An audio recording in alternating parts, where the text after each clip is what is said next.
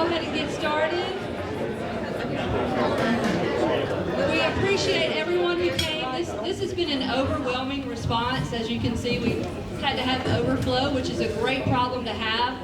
Thank you to PRCC. Dr. Breerwood is here, or was here. I don't see him now, but he had. We appreciate the partnership with PRCC as well. Pigment Studios, we appreciate him doing our audio and our video today. And of course, we appreciate our legislators so very much. Senator Angela Hill, Representative Stacey Wilkes, Representative Jan Snow, and Representative Timmy Ladner. We appreciate y'all. I know you feel like, so many people aren't cheering for you, or at least cheering for you from the sidelines. We are cheering for each one of you, our community. We appreciate all the hard work you do in session, out of session for our community. So I'll turn it over to April with the Poplarville Chamber.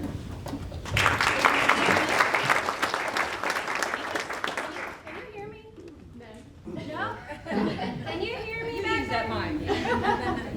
I just want to thank everyone again for being here. Again, PRCC, who also provided the wonderful breakfast. I hope everybody was able to fill your stomachs and get ready for putting our representatives in a hot spot.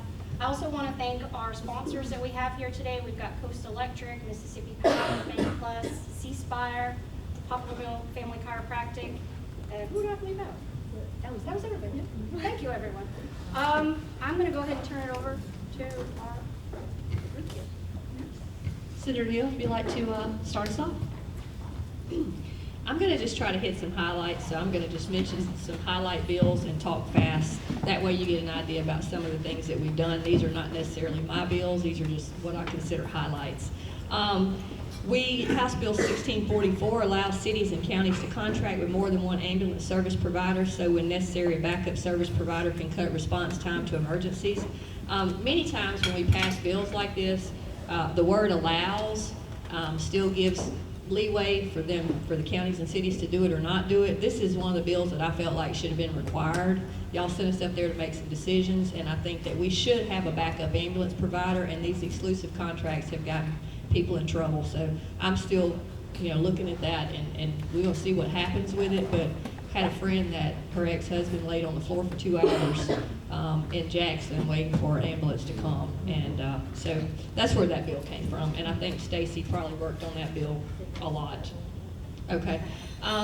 Also, we passed a bill that allows cities and counties, if they so choose to, if we have a firefighter or a police officer, and I believe coroners are in this, and deputy coroners, in the event of death, it allows the cities and counties to continue to pay the salary to the family for 30 days if they so choose. We also increased the death benefits for first responders that fall into those categories. $50 million in unspent ARPA funds we put to the Department of Transportation for furthering upgrades of roads and on the special project list. And if y'all have seen, they've been working on the interstate. I know it's a pain, but we are getting our interstates resurfaced, and we're also getting the Highway 11 resurfaced that hasn't been, also Highway 43 to Weeks Curve and out that way. So basically from county line to county line on 26, from the state line up to the county line on Interstate 59, and Highway 11 is supposed to go to Nicholson, repaved, and that needs a lot of work down there because there's a lot of water that stands on that road. So we are seeing some infrastructure work done in Pearl River County. One of the bills that was actually my bill that got passed, the high schools have been able to use American Sign Language for a foreign language credit for a few years, but we put this into statute so that it would stay that way and there wouldn't be a fluctuation or somebody come into MDE and decide to change it. And that was a teacher actually at Pearl River County that asked me to put that in statute. Never dreamed that bill would get the kind of press that it did. It's the simplest things that people like. So that was one that I did. Also, retired teachers with more than 30 years can now return to the classroom in a critical shortage district or a critical shortage subject area, and I believe they can still collect some of their pension while they do that, some of their PERS. Senate Bill 3099 authorizes a tax credit for certain employers that sponsor skills training for employees using local community colleges, so I figured I would mention that one. House Bill 1310 extends from 7 days to 30 working days the time required to buy a tag for a newly purchased vehicle, because I know y'all have trouble getting your titles and all the paperwork done. So that's something that was really needed. let's see, ban squatted trucks because they can't see over the front. They don't know what they're running over.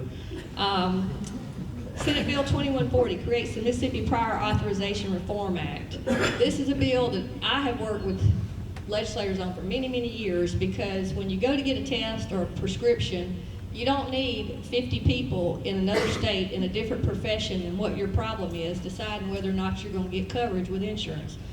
Prime example, my husband needed an MRI on his shoulder 2 years ago. It was denied. We did the peer-to-peer review and the appeal, and a pediatrician denied his MRI on his shoulder even with his history of chondrosarcoma. So I have faced it. I know plenty of people that have faced it. I have a friend who had a brain tumor. A urologist denied his treatment, his proton treatment out at MD Anderson. So look, we fought the insurance companies. It's hard to get something done for the people, y'all. It is hard. And I've been accused of not being a good conservative sometimes on some of this, but when you pay for something, you expect it to work. So there's got to be give and take on both sides. So hopefully this will help people that are having to fight to get the tests that they need and to get the medicines that they need, and not drag the thing out to where they're too sick to get the test by the time they finally get it approved. I just had to find somewhere to pay cash. I just couldn't fight them, you know. So and some people can't do that. So that was one bill that meant a lot to me. House Bill 1196 created the crime of sextortion and was called Walker's Law. You know, these people that get online and they get pictures of these kids and then they blackmail them and winds up in suicide. I mean, trying to give law enforcement more tools to deal with some of this online stuff, and it's so hard to track that down, y'all. You know that from the assassination attempt to President Trump. This guy bought all this stuff through encrypted accounts and got ready to kill the president. House Bill 1323 increases statute of limitations for sexual battery of a vulnerable person. First bill that I ever worked on when I got elected was the vulnerable persons statute, and we extended the statute of limitations on any kind of abuse from 2 to 5 years, and I thought that was really needed. But we actually, I think, extended it to where there's no statute of limitations for sexual battery of a vulnerable person. Revised the penalties for stealing motor vehicles, made that tougher. Revised the penalties for shoplifting again. I had a bill that was created the crime of organized retail theft. Didn't get that bill passed, but got my language incorporated into another bill. So whether or not you're shoplifting and stealing, if you're an accessory and you're helping somebody, you driving the car, you're looking out or whatever, you're going to be a felon too. So we needed that. SAFER Act is a big one. Creates the Securing Areas for Females Effectively and the Responsibility Act. So basically, females and males are not going to be in the same areas, including restrooms, changing facilities, single-sex educational housing, where it's supposed to be females only. So we're not going to have people pretending to be females in some of these areas, and I know that's going to help some of the confusion that takes place across the state in the agencies and the institutions that are trying to do the right thing to protect females. That language was in my bill 3 years ago when I got the Sports Fairness Act passed. But unfortunately, some people thought that didn't need to be in there and it wasn't important. But now we know just how important it was, and it should have been passed 3 years ago, but it did finally get passed. Patients with life-threatening or debilitating illnesses can now receive non-FDA approved treatments in the state of Mississippi. If they're terminal or they have some kind of strange disease that not much is known about, their doctor can prescribe whatever they want to without worrying about getting, you know, blowback from medical associations, FDA or whatever, or getting sued. I probably need to be quiet and let some of these other folks talk. One thing, fluorescent pink. If you're a lady that hunts, you can now wear fluorescent pink. So fluorescent pink and fluorescent orange are allowed in Mississippi for hunting. And if you have private property and you have trouble with people trespassing and wanting to fish and hunt on your land, you can stick it to them now. So those are just a few of the highlights that I wanted to mention.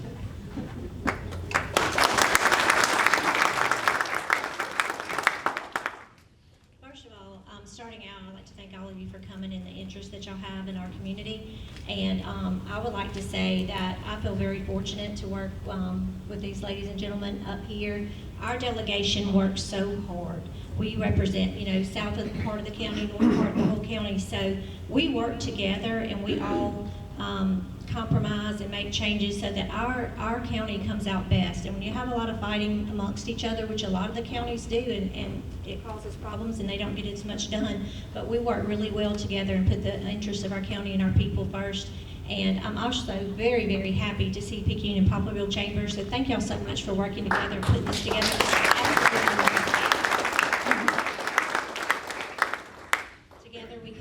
accomplished so much. I'll start out and just talk about a few things that I worked on since Senator Hill basically talked about most of the session bills.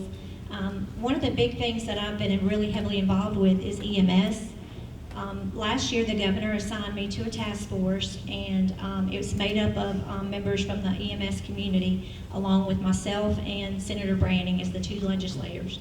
And so basically, EMS is pretty much in a crisis, and we don't have workers. So when you need someone to show up when your loved one's in need, as Senator Hill mentioned earlier, we have a problem. One of the things that we did this session to start the ball rolling was of course, the one Senator Hill spoke of, but also we did a bill that I sponsored called Treat in Place. I don't know if you're aware of it or not, but the ambulances respond to every 911 call, of course, and they don't have an option, they have to respond. A lot of these calls where they get to the home, they don't end up having to transport them because sometimes it's just low blood sugar, an asthma attack, or something like that, a panic attack, and they get there and assess them and treat them and they're okay, so they don't have to take them to the hospital. The problem with that is the ambulances do not get paid if they don't transport you. So they still have the expense of the vehicle, the insurance, the paramedics, the equipment, the medicine, all these expenses that go along with it, but they wouldn't get paid. So now we have it where they can get paid for treating in place. So that'll help a lot to sustain the industry. It's all a trickle-down effect, so by them getting paid for that, they have more money to use for recruitment, for pay increases, and things like that that'll help recruit more paramedics. The other thing that bill did was they can also now transport, instead of just to the ER, they can take them to a clinic or a doctor's office or somewhere like that. So if it's not a dire emergency, but they do need to be seen, they can take them somewhere else and be seen without the emergency expenses. The insurance companies hated this bill, and it's actually, I think there was a temporary order that was placed to halt it. I'm really not understanding that really because I'm actually in the insurance industry, but when you look at this bill, even though they're having to pay for treat in place, when you look at them like not having to take someone to the ER and be able to treat them there instead of the expense of the ER, and also maybe taken to a clinic, I think in the long run it saves money. From other states that have done this, it has saved them money. Another bill that I had last year that dealt with this was a bill that allowed paramedics to work in the private sector. Because before that, basically, when you got a paramedic license, the only place you could work was on the back of a fire truck, or an ambulance. So if you weren't with a fire department that had a contract, or if you weren't with an ambulance, your paramedic license did nothing for you. So now Ingalls or any other private business that wants to hire a paramedic, which may be more useful for them than a nurse, they're able to do that. What that also helps with is recruiting paramedics, because as we open up more avenues for them to work and have more job opportunities, that's going to create more people to go into this industry. And the task force will be meeting again this year. We're looking at ways to recruit and do scholarships and things like that to help that industry. A big thing that I have been really big on is PBMs. Everybody know the PBM, Pharmacy Benefit Manager? What a nightmare. I see several of you laughing over there. So at the end, we had a bill last year, and I ended up basically having to kill my own bill because they watered it down so much. I'm not a person that likes to do a bill and make it just a feel-good bill. If it doesn't do anything, forget it. So I killed my own bill because we weren't going to be able to come back and work on it this year, so I just killed it, and we'll come back this year and start over. But basically, PBM started out as a good thing. They're the middleman with the contractors and the businesses, the pharmacies and the businesses, and they negotiate the contracts. It's really, really a complicated deal and how all the inner workings. But basically, the PBMs are getting a lot of money. They don't have to show contracts. They don't have to show rebates. So when the company or the customer is supposed to be getting rebates, the PBMs are keeping them. And there's been several articles come out and things from the FTC where they did audits and stuff, and it's been pretty eye-opening. So reforms are coming. We are supposed to consider public safety first and foremost and look out for our people. And insurance rates are prescription drug rates and things like that are really high, and a lot of the money is going to PBMs, and that's not where it's supposed to go. But we're also working because we don't want to hurt the businesses. We hear a lot from businesses, this is going to make my rates go up. So we're having hearings this summer. I'm on a prescription drug committee, and we're having hearings this summer to hear from PBMs, pharmacists, business owners. We're hearing from everyone so we can work together. I'm actually separately too putting a round table together of people from all these areas to sit and have good conversations where we get a really good bill, we help our people, and we help our independent pharmacists who these PBMs are putting out of business without hurting our businesses. So that's one big thing we're working on. So another thing, as chair of drug policy, I've had a lot of dealings with Kratom. Everybody familiar with Kratom? Terrible stuff. There's not really an appetite to ban Kratom. We've tried to ban it, and there's just not an appetite there. So we're still working on it. But in the meantime, I've been working with MBN, and we are have some ordinances that we're sharing with cities and counties where they can ban it locally until we can get it banned statewide.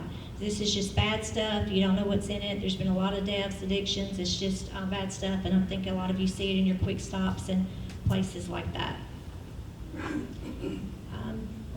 I'm going to let Jansen speak on education. We adopted a new funding formula. He worked very, very hard on education this year, and so I'm going to let him explain that formula to y'all. We plan on still looking at eliminating the state income tax responsibly, and or eliminating the grocery tax while making our cities and counties, making the cities whole. It's easier said than done because you have to fill that hole and you have to do it responsibly, and you have to have provisions in there so that if the quotas aren't met or whatever, that we can hold things or just slide back, because we can't, when you have commitments to funding, we have to keep that. But I think the more money that people can have in their pocket and make decisions with their money, the better off we are. We see all the time how well government does with our money. I'll end real quickly. I will just say that the speaker did appoint me to the peer committee this year, and Representative Ladner has represented us very well on that for years, and so I've had the opportunity now to sit on the committee, and it's basically an oversight committee for state agencies. So we're digging in and looking at state agencies and see where we can be more responsible with your money, more efficient, and just things that we need to do to hold agencies accountable. The other thing I will mention really quick is that a lot of things that people don't really know, even though we work up there 3 months or 4 months a year, we are out of session working all the time on these issues for legislation and things like that, but also constituent issues. We have people call us all the time needing help with disability benefits, getting permits for their business, insurance issues where their insurance company isn't wanting to pay, or they're trying to get something resolved. So we stay pretty busy with that, and I think that's probably my favorite part of this job, is being able to help people. So I thank y'all all for coming today and for the honor of serving y'all as District 108.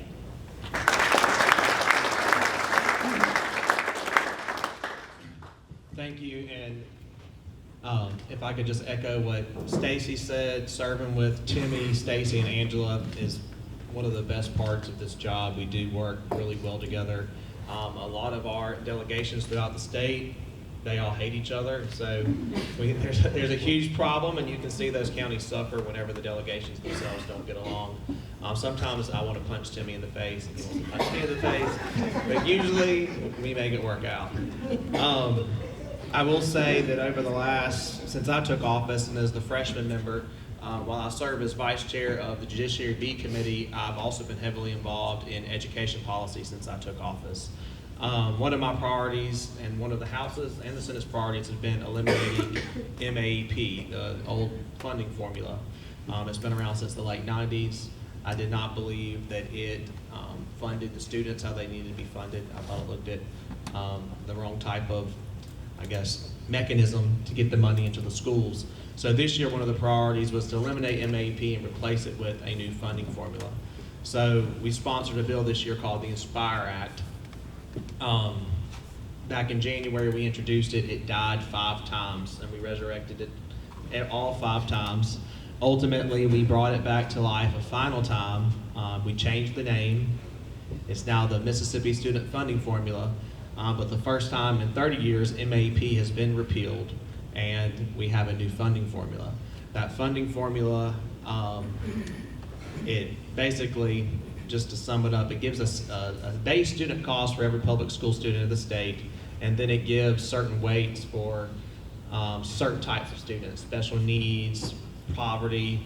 While the weights, most of the weights were what I wanted, but some of the weights and the categories, of course, you can't ever have a perfect bill. So, at the end, we had to compromise with our other colleagues, but ultimately, the bill resulted in a $270 million total increase in public education.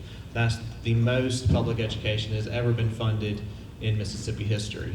For our local schools, you saw a couple $1 million going to Poplarville and Pearl River, and even more going to Picayune. So collectively, our Pearl River County schools got between $7 and $8 million increase in public education funding this year. So that's a big deal and giving a lot more flexibility to our public schools in Pearl River County. I will also say that since I took office in 2019 and 2020, just in that 5-year period, we have increased public education funding by almost $1 billion. Between our teacher pay raises and this funding formula, we're close to $1 billion in education spending increases. I do gotta say, we're probably gonna pause on that for a little bit and focus on other things, but at least we got to a good spot. Some of the other priorities we focused on, I know Angela mentioned increased penalties for stealing cars, and she also mentioned the Walter Montgomery Act. We passed another bill named after Walker. It was the Walker Montgomery Act, and it was a little different.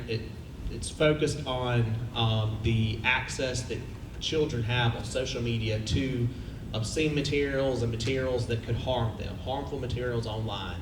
I know social media, whether it be TikTok, X, formerly known as Twitter, or Instagram, our children are regularly exposed to obscene or bad material that can harm them.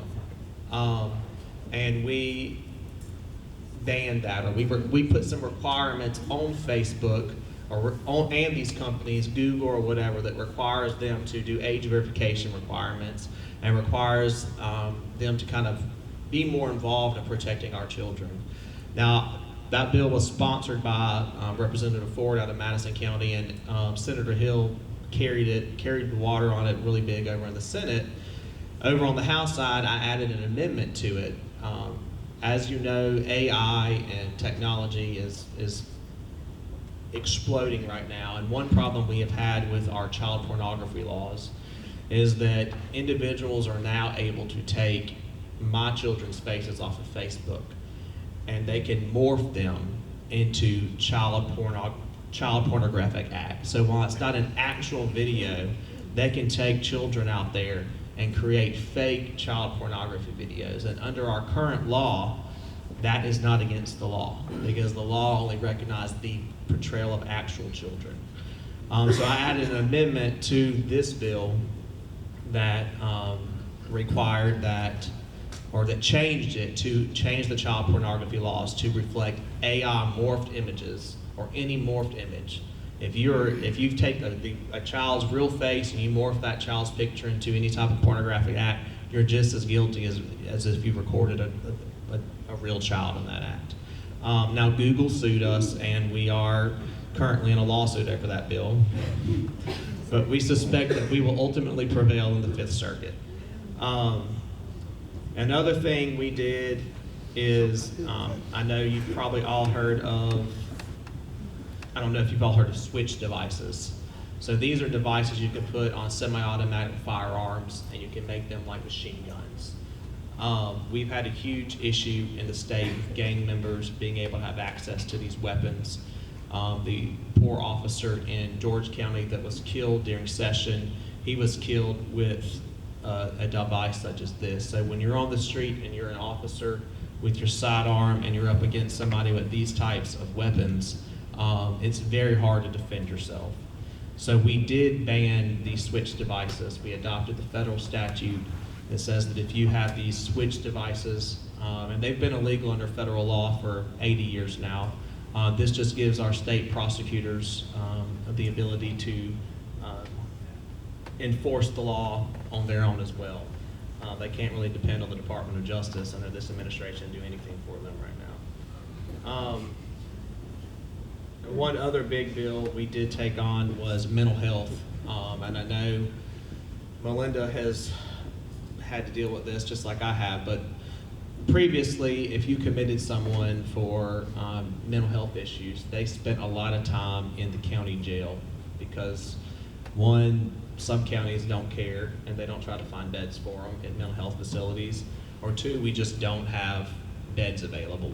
So this put some requirements on the county to make sure that our people are getting out of jails and into the mental health facilities where they belong. So it cut down the time that somebody can spend in jail, but it also cut down on when somebody is allowed to be committed into the jail. So at this point, we very rarely have, I know Melinda's been doing it actually longer. She implemented that policy about 5 months ago, but under the new bill, very rarely should somebody being committed for mental health issues, should they be held in the county jail. We've given an increase of about $300 million to the Department of Mental Health, and regardless of what they try to say, we should be getting an increased number of beds here in the next few months.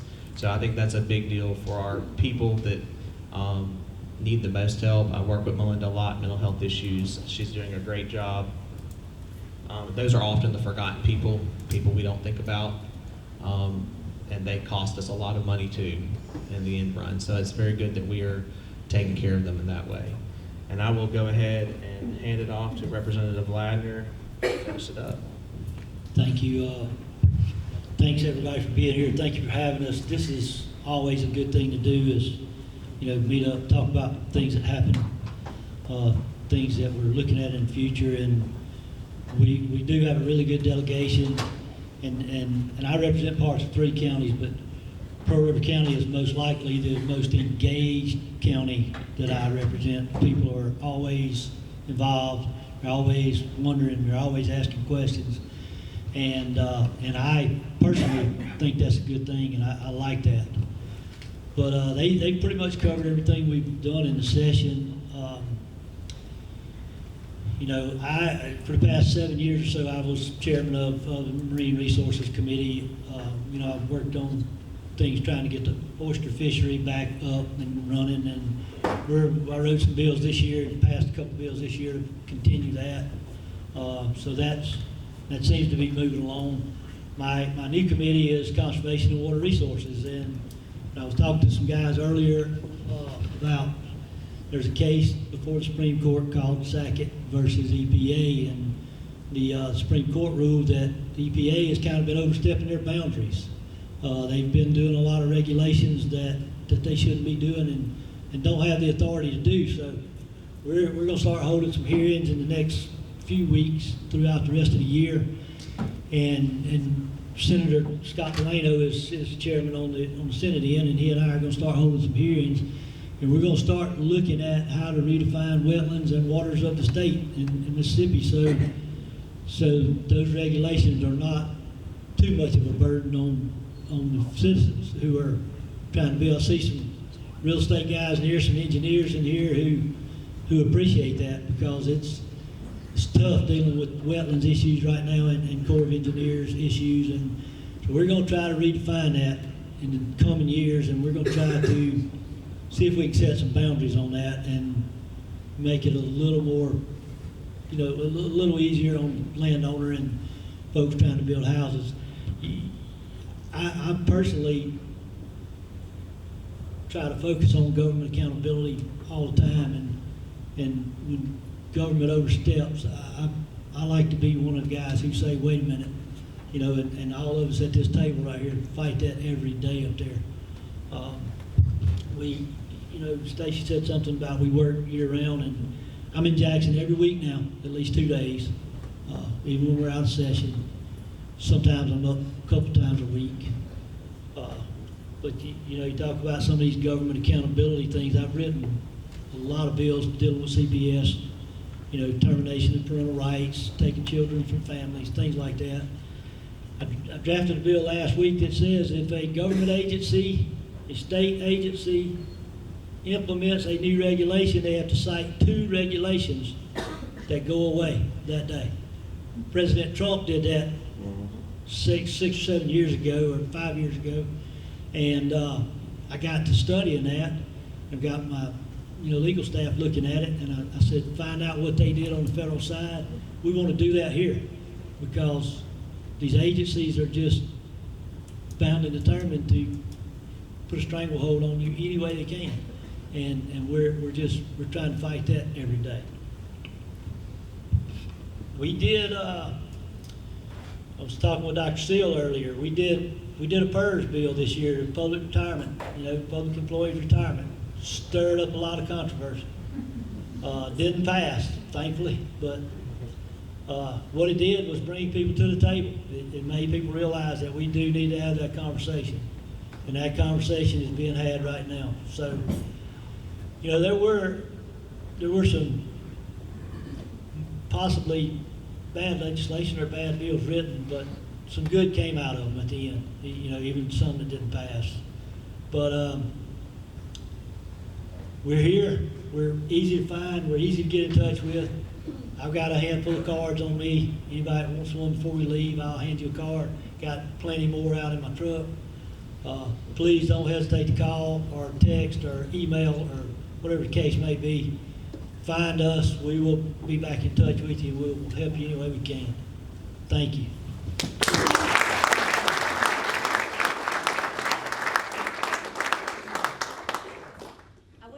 One last thing. One of the big focuses on that we kind of talked about all the legislation that we passed and all, but we really didn't get into appropriations and things like that. But economic development is really big, and we have worked really hard, and we've done so much for Broward County over the last several years. And I want to thank Lindsay Ward for all her hard work. Lindsay, that's very kind. She worked really hard for the city and the county. And we also couldn't do it without the chamber, Pekin and Poplarville, and also without Main Street. So together, when we all pull together and see what needs to be done, we have done so much with industrial parks and so many other things through the BP funds and other appropriations. So even though we sit here and talk about all these other things, we know it takes money to do things too. And we also don't want our county forgotten. So we are working really, really hard on economic development. One thing, Timmy talked about the agencies, and while I got my House colleagues here, the administrative procedures process that these agencies have authority to rule make through holds basically the weight of law. Many, many years ago, before any of us got there, the legislature granted rulemaking authority to these agencies because the legislature didn't want to deal with the day-to-day workings of these agencies, which I think was a mistake. In hindsight, I've been trying to get a bill passed that just says, when any state agency, board or commission puts a rule out for public comment to the Secretary of State's office, they have to email us the rule that they're proposing. I can't seem to get it out of committee because the legislators say they don't want their inboxes filled up with the notifications. I thought that's why we got sent up there, to know what's going on and to try to make sure that things are going the right way instead of trying to fix stuff after these agencies mess it up. So I want my House colleagues to help me get that done. So at least when we see something that's ridiculous coming through these state agencies, we can get ahead of it before it goes through the comment period and becomes a rule, and then we got to go back and get them to repeal it after it's already harmed a bunch of citizens and caused teachers to lose their jobs, is what happened last summer that I had to go back, Michael Watson and I had to go back and fix that, and the board had to go back and re-vote and repeal their rule that they put out, the State Board of Education. So we want to know on the front end, at least I want to know what they're doing. I want some oversight on the front end, whether I sit on the oversight committee or not. I want to read what they're doing so that if they're doing something I don't like, I can get in the middle of it and stop it before it gets done.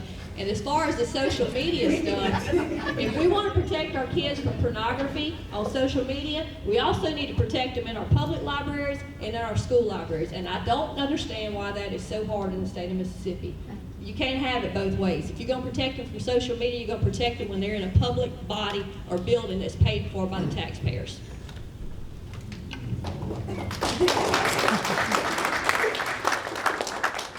I will say, touching on that administrative discussion, Senator Hill just mentioned, state government often tries, or years and years ago, state government would often follow the way of the feds. And 40 or so years ago, Congress was constantly delegating their power to federal agencies. Mississippi ended up doing that too. And the Supreme Court on the federal level upheld that under this case called Chevron in the early 80s. 3 weeks ago, the Supreme Court reversed that case and said that giving the agencies that much power is an unconstitutional delegation of legislative authority. So I'm hoping that moving forward, our legislature will kind of take the onus back that we are the rule makers of the state, giving our agencies the authority to impact people's lives the way they do without any accountability. I hope will kind of be reined in, at least before I leave the legislature.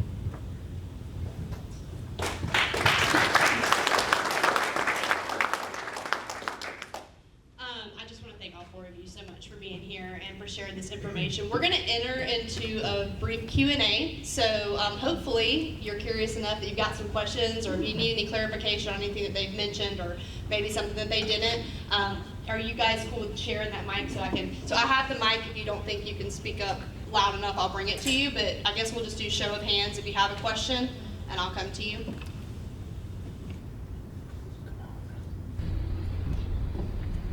I don't need a mic, but I do want to mention one thing.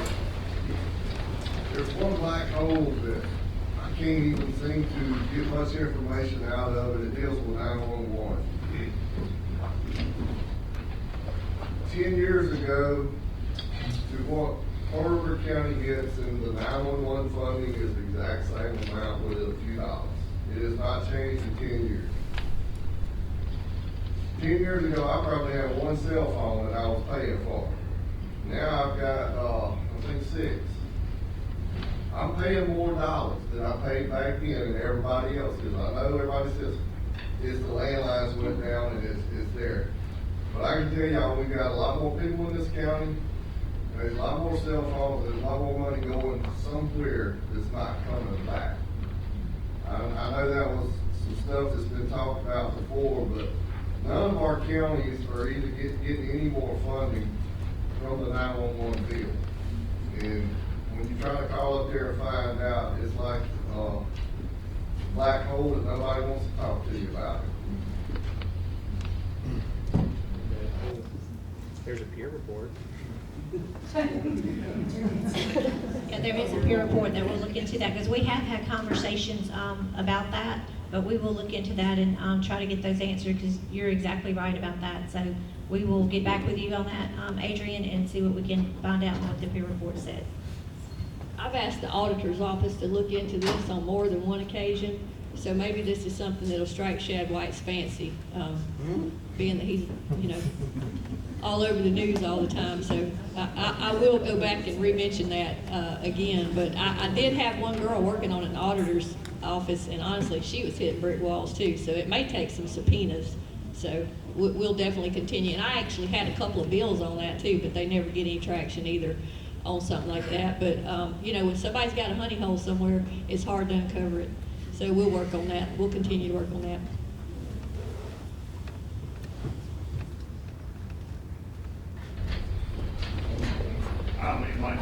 What's the likelihood of reduction of grocery sales tax, and we are already reducing the income sales tax, so it kind of poses a problem for y'all to reduce the grocery sales tax at the same time.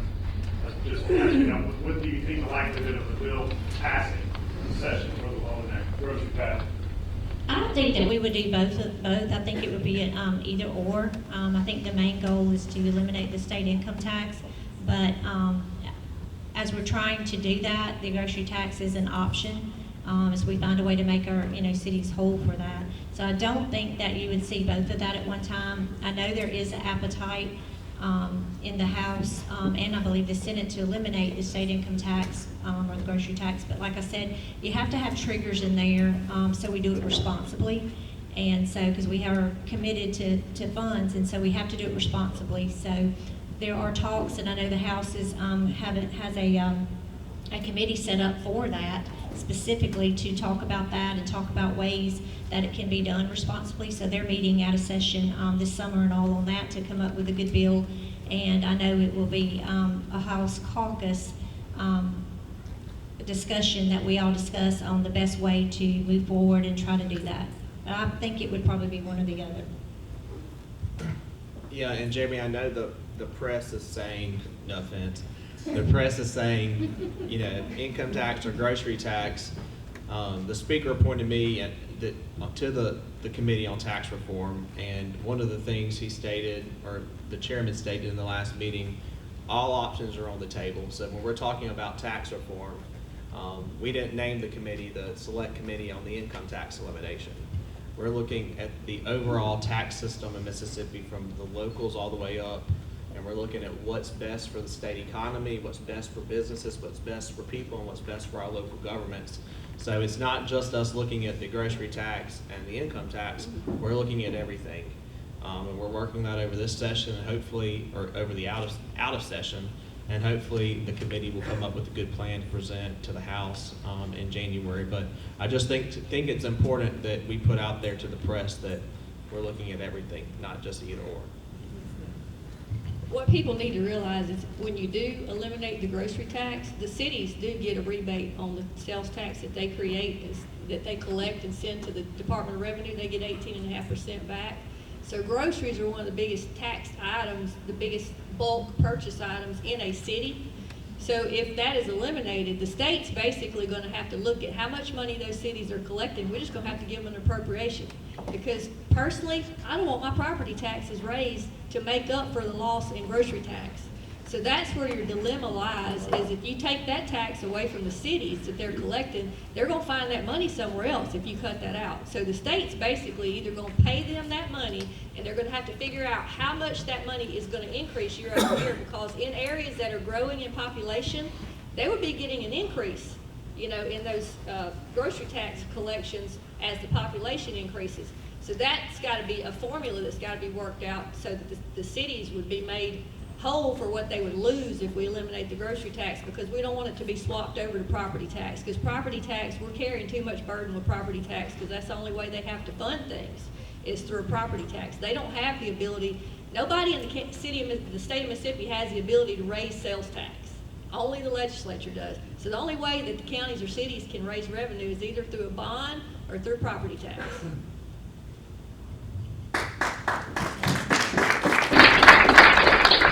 Hey Brooke, I do have one.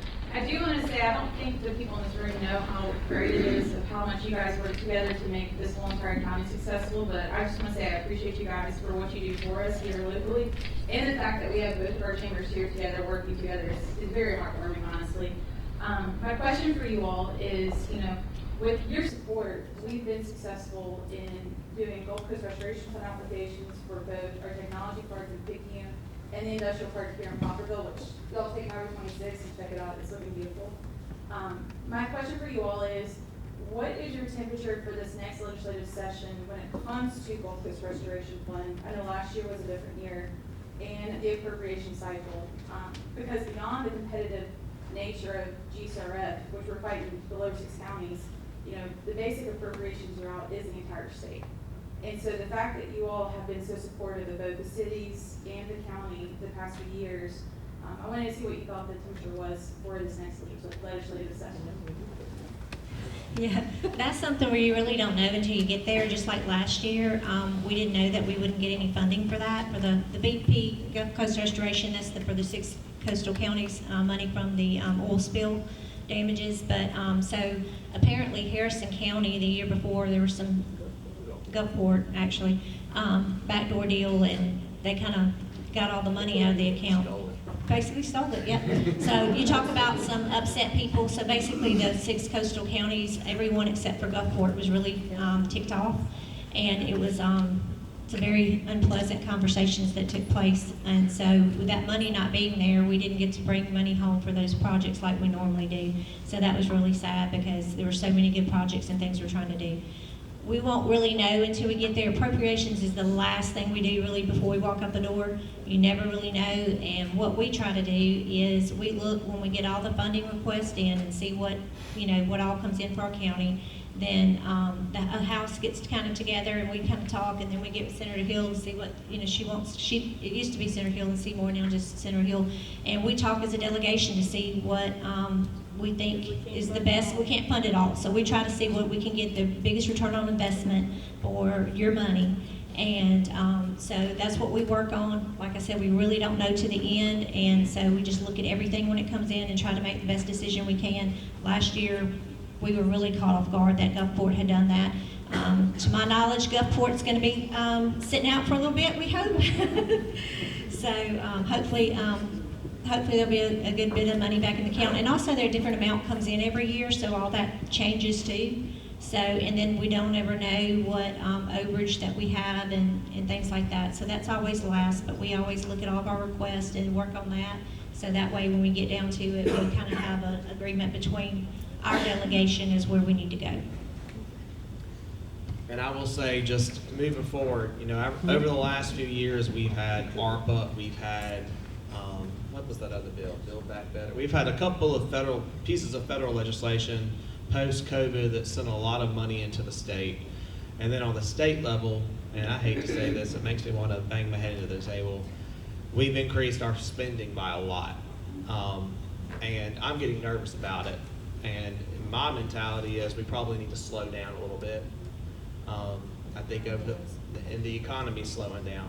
I mean, over the last just few years, we've increased it. I think it's almost been $2 or $3 billion. Collections are still up there. And our collections are still up there. But I'm getting anxious, worried about that the economy is going to fall out. So I would like to see us put some more money into increase our rainy day amount. Kind of prepare. If we're going to keep spending money, I think $600 million is not enough. I think we need to get that up to over $1 billion, and then start figuring out whether or not it's a good policy for us to continue increasing spending at the rate that we're increasing it, particularly if we're trying to cut taxes. Every economist will tell you that if you want to do an income tax cut, you definitely can't increase spending, and you should probably be cutting spending. So that's all stuff we got to work on moving forward. So don't get your hopes up, basically.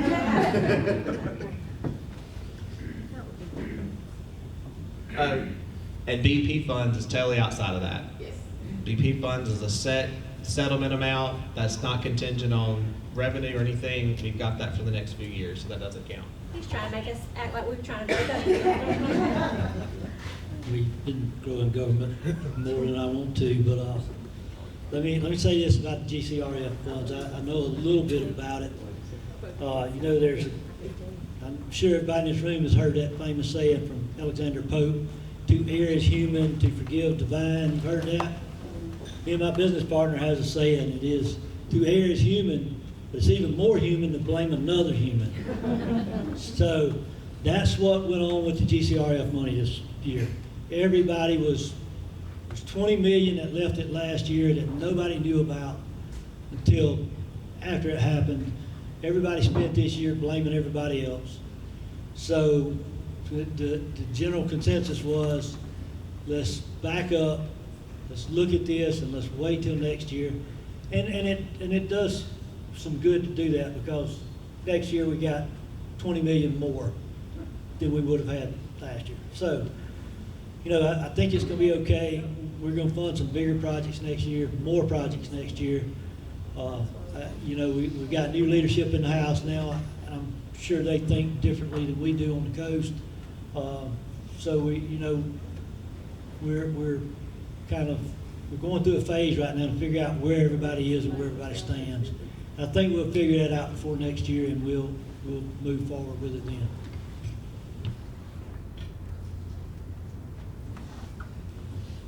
All right, any other questions? Okay, let's give our 4 legislators a round of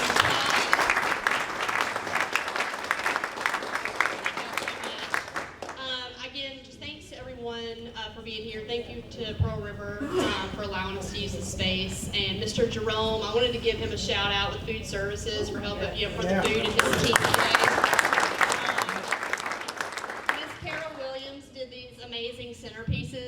at each of the tables. Again, I would just like to invite everyone to stay curious. We're behind you all and supporting you. Stay invested. Come to the table. You know, let's compromise, discuss ideas. Let's keep Pearl River County moving forward. It takes teamwork. They need our support.